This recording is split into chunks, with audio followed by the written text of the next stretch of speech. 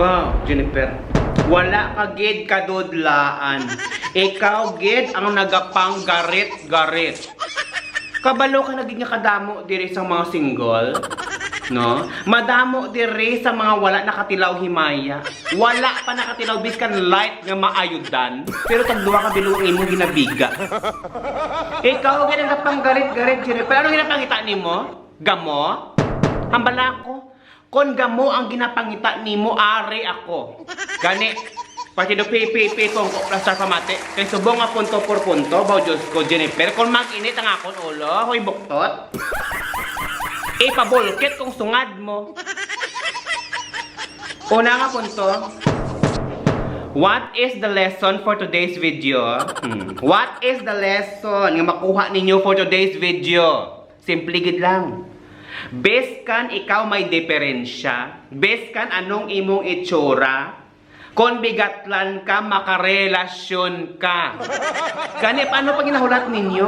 Kung gusto ninyo magkarelasyon, pukawa ang inyo pagkabigaon, kalman may chimpo pa, kag hindi pa ulihi ang tanan. Ikaduha nga punto, bawang iban sa aton, no? Ito kadasig magwaan. Kalma, relax. Kay base sa akong chika, agit-it na ang duha, miyembro sang federasyon. Kagara sila para buligan si Jennifer kay basti malunod siya. Dapat pasalamatan kay buligan ang aton abyan, nga daw kirat nga kanding nga kulang bangs. Ikatatlo ka punto. Wala ginablatan ay problema kung ikaw may diferensya, no? Kung ikaw may kapansanan, pero dapat hindi ka na maghimo sang kagagahan. Hindi ka na maghimo sang kabastusan para ikaw mainsultuhan. Dibla? Simple gid lang. Kaya ang malain, daw may diferensya ng imong lawas, pating imong utok, daw may lagtok man. Respetuhon ang kaugalingon is the key para respetuhon sang iban. Ikaapat nga punto. Wow, Jennifer. Jennifer, kung ara ikaw sa duta, mixed breed. Kay man daw boktot nga chihuahua. Kung ara sa swimming pool, ara sa dagat, baw mixed breed man gyapon. No? Mixed breed sang.